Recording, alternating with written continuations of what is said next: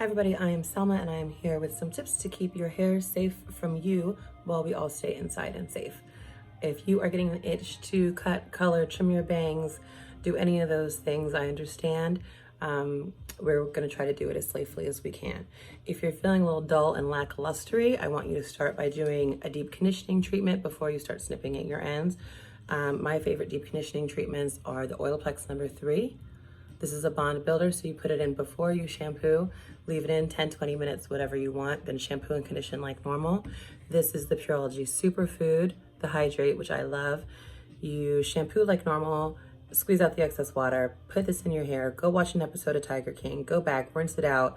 Your hair's gonna feel so much better, shinier, bouncier. Hopefully you won't have to trim your ends after you use both or either of these guys. If you're thinking about coloring your hair, I prefer that you start with a root touch-up spray, or there's like a mascara wand kind of version. There's a powder version that you kind of sprinkle on, comb that through, and they're good until your next shampoo. If you're staying in, if you're doing your Zoom meeting, stuff like that, no one's really gonna notice. That'll be the perfect little maintenance until we can get you back into the salon. If you're gonna go the permanent route, DP Hue, an online color company, you can get them through Sephora, through Ulta.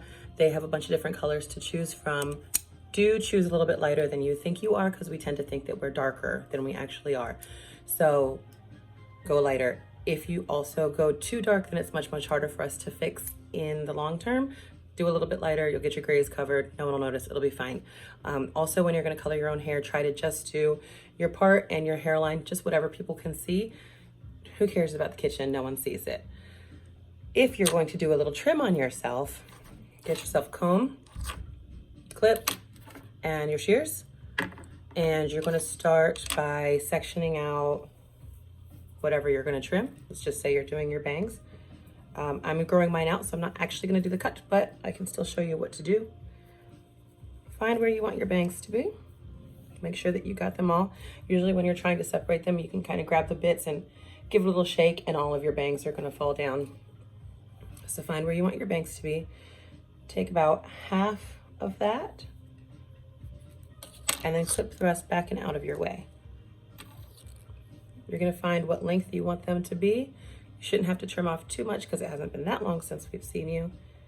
Find where you want the length to be, and you're probably gonna wanna do about half of what you think you need. Don't pull too tight, because that's gonna really make them bounce back up.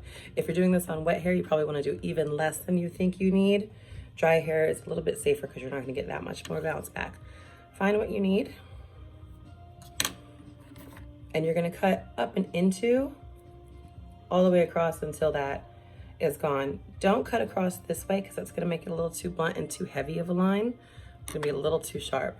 So once you make sure that that's the length that you want it to be, get your second section, comb that down, find your guideline in there, and same deal, just cut straight across, up into, that'll give it a little texture, a little softness.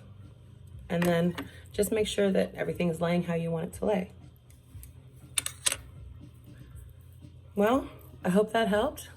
Don't abuse your hair. Stay safe, and we'll see you soon.